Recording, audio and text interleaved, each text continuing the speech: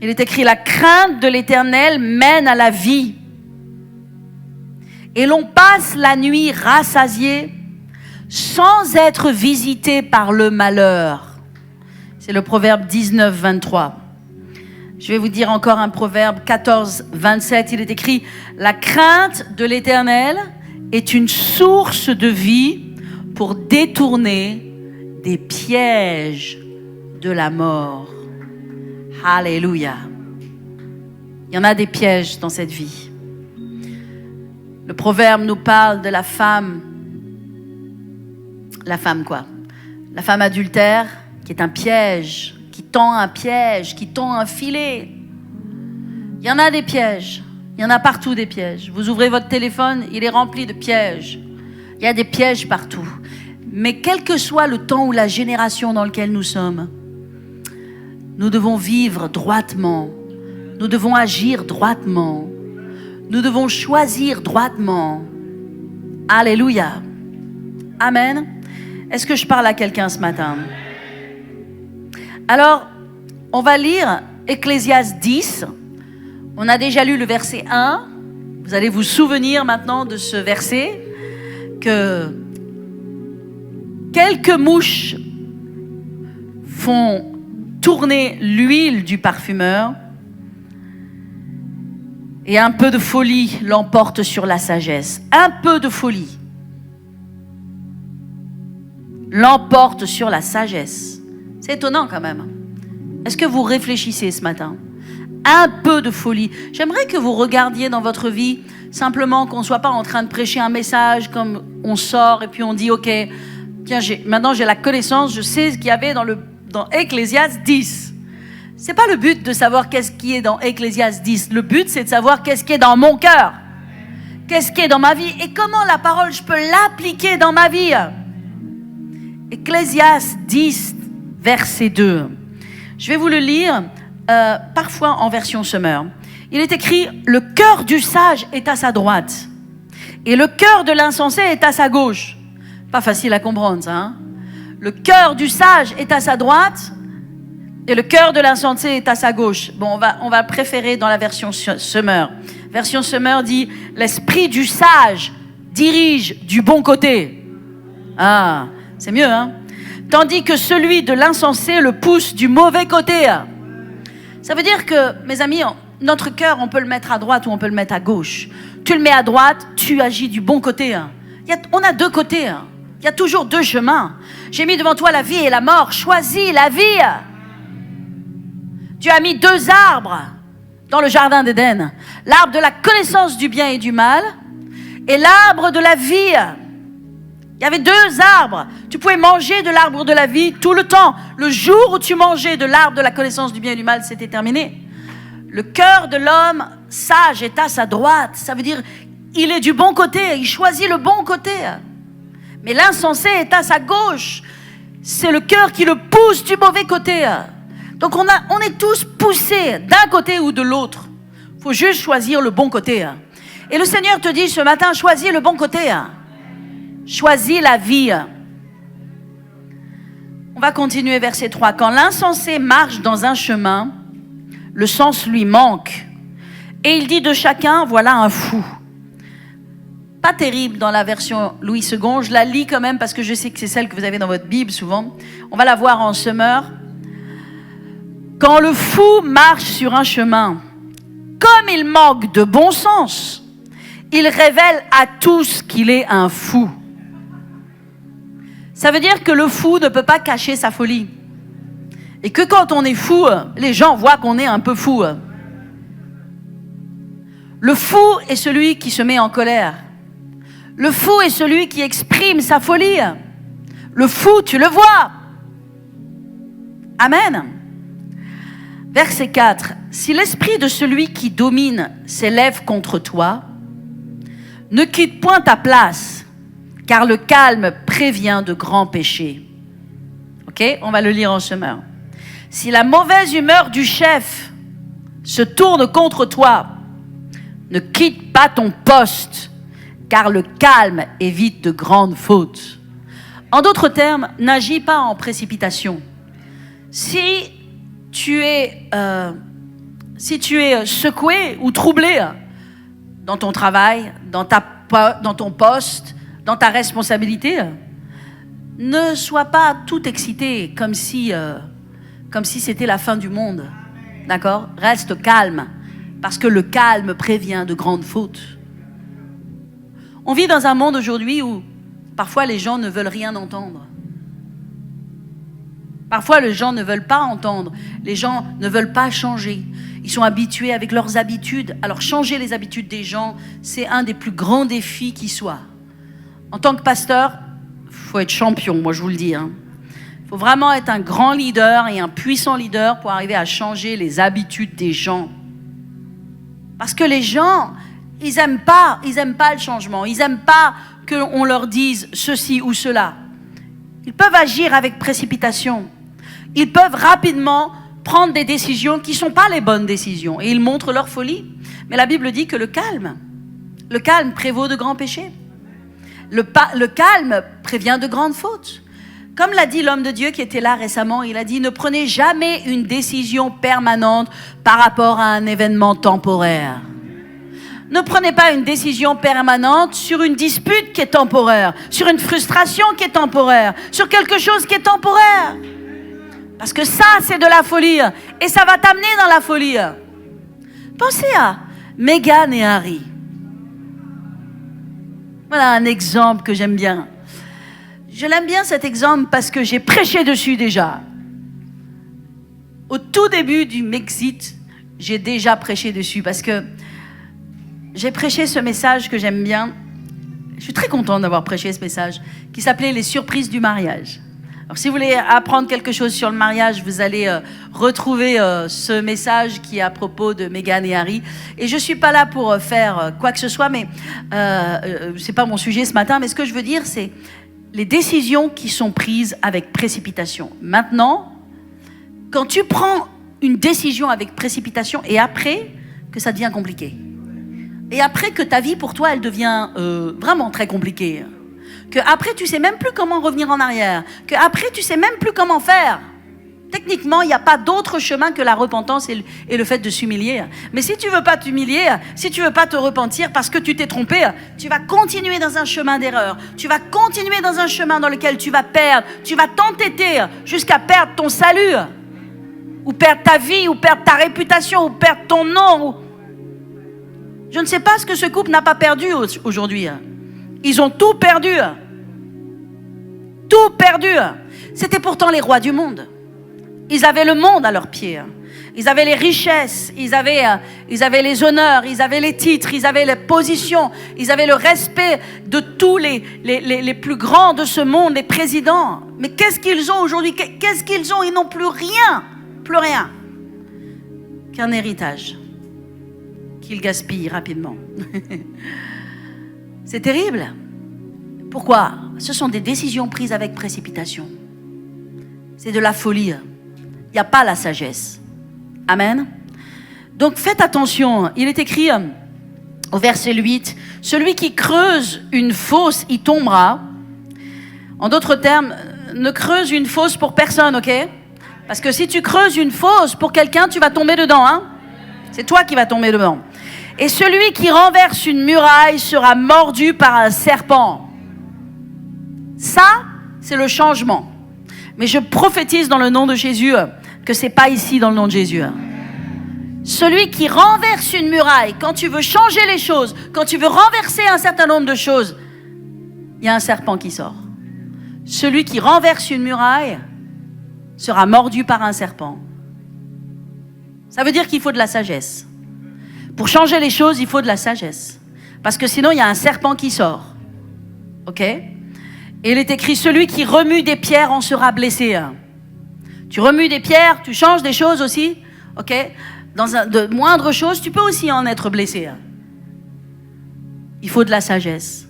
On ne peut pas toujours changer les gens. Mais par contre, pour faire face aux situations, il faut de la sagesse pour faire face aux situations. Parce que sinon, il y a un serpent qui sort. Waouh! Alléluia! Ok? Et puis au verset 10, il est écrit « Mais la sagesse a l'avantage d'assurer la réussite. »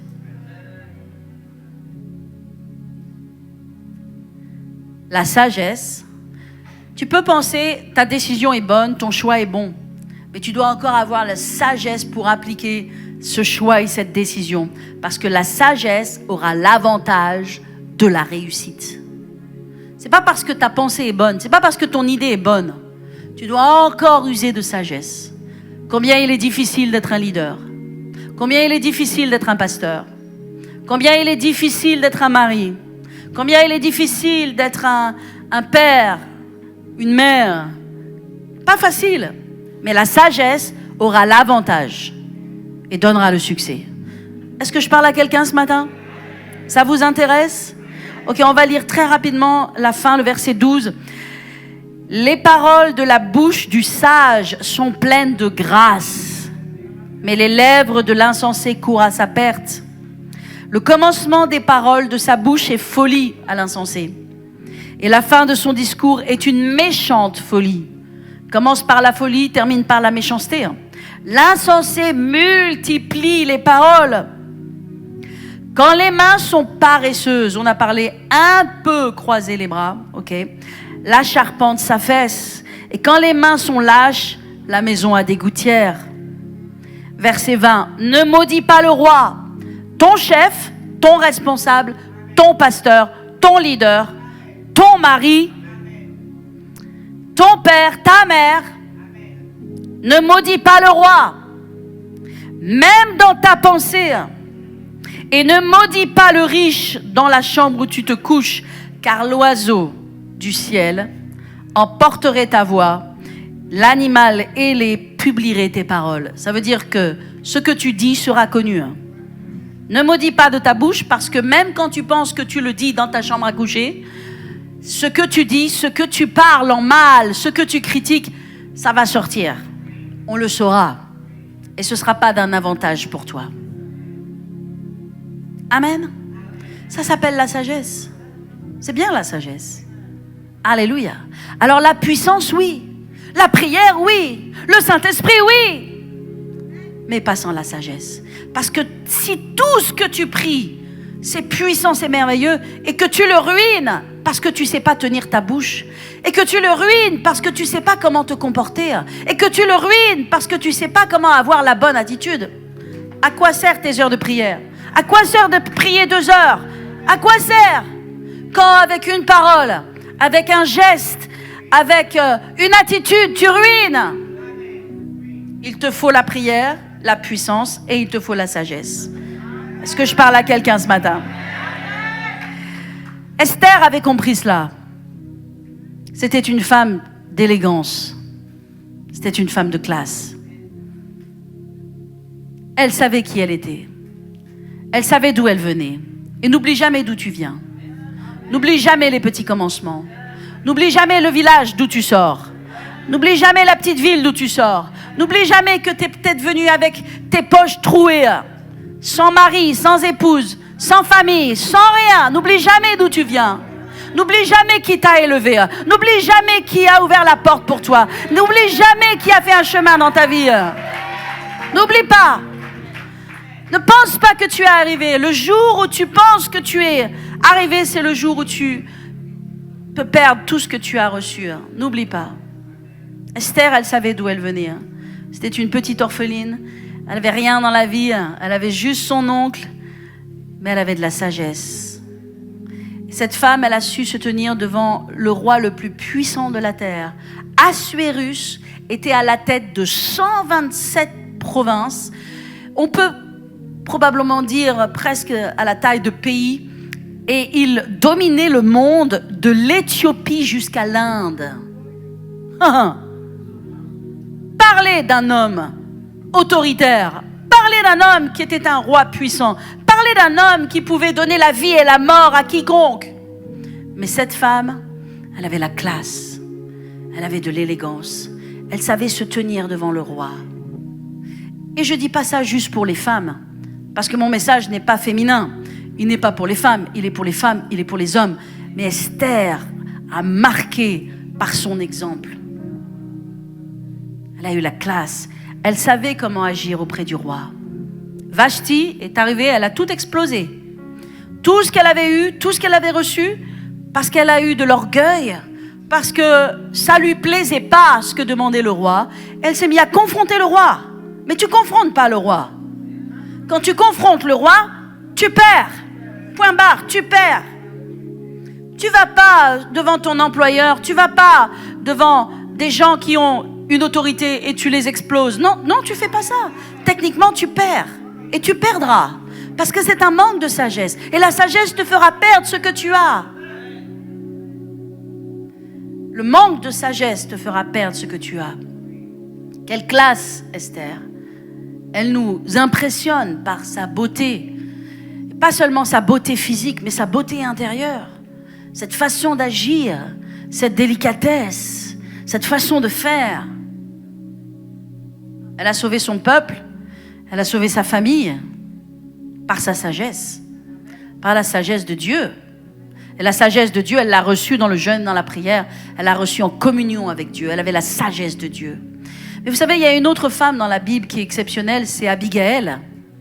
Si vous lisez l'histoire d'Abigail qui se trouve dans 1 Samuel 25, c'est encore une femme qui vous apprend quelque chose, parce qu'elle était la femme de Nabal. Et Nabal veut dire folie. Nabal était riche, Nabal avait de l'argent, il avait du pouvoir. Mais qui était ce David pour lui? Il n'était pas grand-chose. Il a considéré David, il l'a méprisé comme s'il était juste un fuyard. Mais tout le monde savait qui était David. Et David avait fait du bien à Nabal. David avait gardé ses troupeaux, les avait aidés dans toute la transhumance de ses troupeaux. Et il avait vraiment fait du bien. Et la seule chose qu'il demandait en retour, il disait, pour le bien que j'ai t'ai fait, donne un repas à mes gars.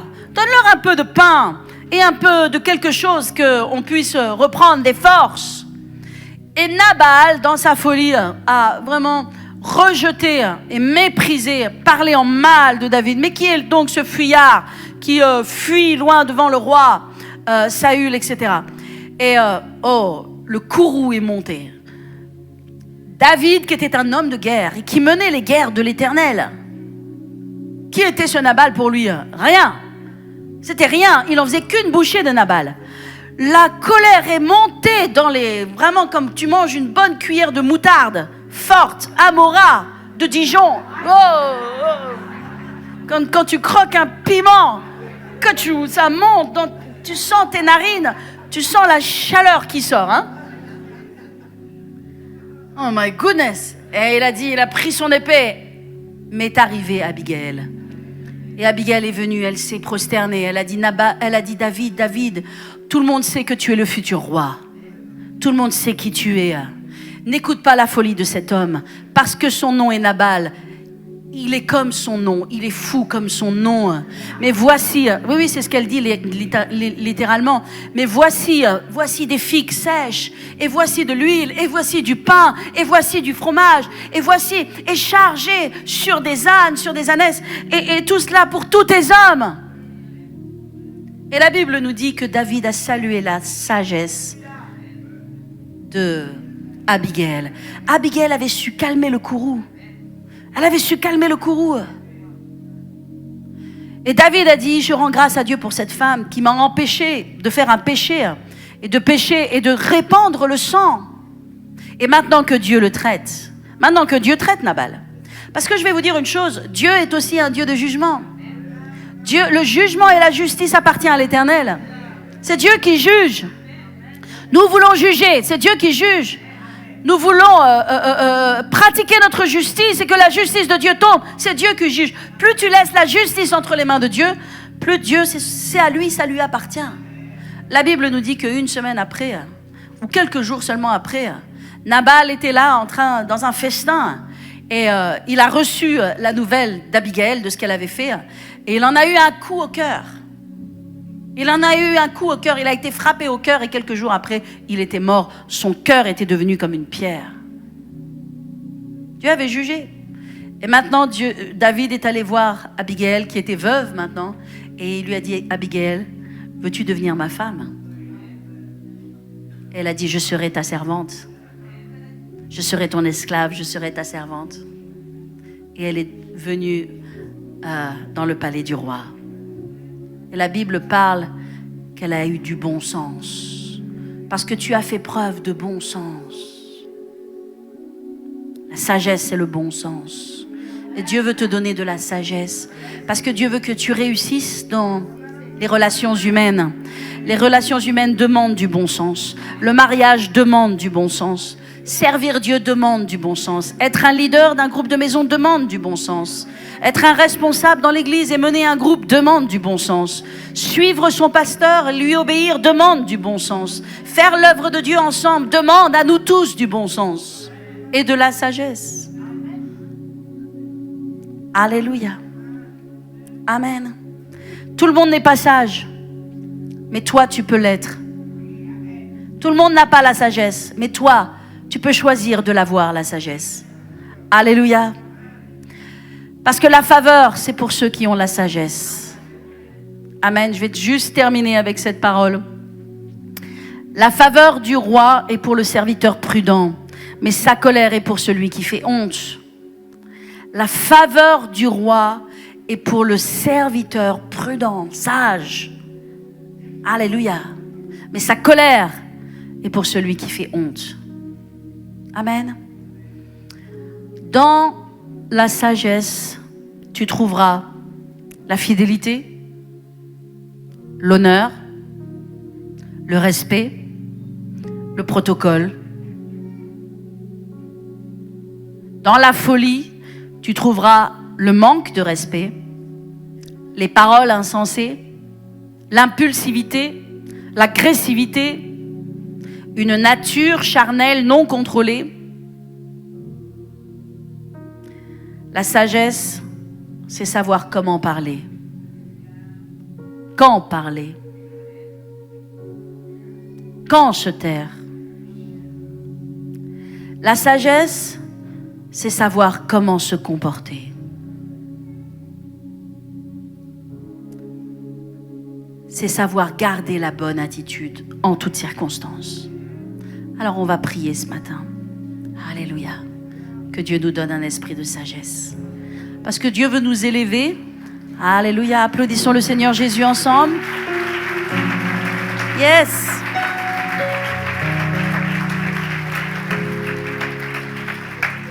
Et je vous le dis ce matin, ne pensez pas à quelqu'un d'autre que vous-même, parce que vous n'avez pas le pouvoir de changer l'autre. Vous ne pouvez que travailler sur vous-même en obéissance à la parole de Dieu. Et Dieu va vous honorer pour cela. Dieu va vous élever pour cela. Dieu va vous bénir pour cela. Parce que la Bible dit que celui qui s'humilie, Dieu l'élève. Celui qui s'humilie, Dieu l'élève. Mais celui qui monte dans l'orgueil, Dieu l'abaisse. Père éternel, la richesse et la gloire, le succès et le bonheur viennent de toi. Et c'est ce que tu veux nous donner ce matin. Et tu veux nous rendre heureux. Tu veux que nous sortions des problèmes, des conflits, des frustrations, des choses qui volent notre joie, notre paix. Et Seigneur, tu veux vraiment nous donner l'esprit de sagesse. Alors Père éternel, je répands ce matin, je prie dans le nom de Jésus pour un esprit de sagesse. Alléluia. Seigneur, fais descendre sur chacun d'entre nous une plus grande sagesse. Alléluia. Nous te prions, Seigneur, ce matin, que nous soyons baptisés dans la sagesse. Baptisés dans la sagesse de Dieu. Alléluia. Il y a des personnes, vous dites, je fais face à des situations, j'ai besoin de savoir comment faire. J'ai besoin de la sagesse de Dieu. Je veux prier pour vous et j'aimerais que vous avanciez sur le devant. Comme un acte de foi, comme un pas de foi. Vous dites, j'ai besoin, ce message, il est pour moi. Vous savez, techniquement, il est pour nous tous. Mais vous dites, simplement, faites un pas. Faites un pas. La Bible dit que si quelqu'un a besoin de sagesse, qu'il la demande à Dieu.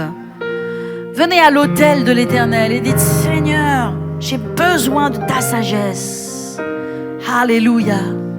Pour être un mari, pour être une épouse, pour être un homme d'affaires, pour être un leader, pour être un serviteur de Dieu, une servante de Dieu, j'ai besoin de ta sagesse. Parce qu'avec les gens difficiles, avec les gens blessés, avec les gens en colère, avec les gens frustrés, Seigneur, j'ai besoin de ta sagesse. Alléluia. Seigneur, on a tellement besoin. Aide-nous. Aide-nous. Merci Jésus. Alléluia. Alors simplement, alors que vous êtes devant l'autel, je veux que vous demandiez à Dieu, comme il nous le dit dans Jacques, demandez à Dieu la sagesse. Donne-nous ta sagesse. Alléluia. Merci Seigneur. Qu'il la demande à Dieu, qui donne à tous sans reproche. Père, il y a des personnes ici qui font face à des situations difficiles, des choses qui brisent leur cœur. C'est comme si votre cœur est blessé, écorché vif. Et néanmoins, vous avez besoin de sagesse.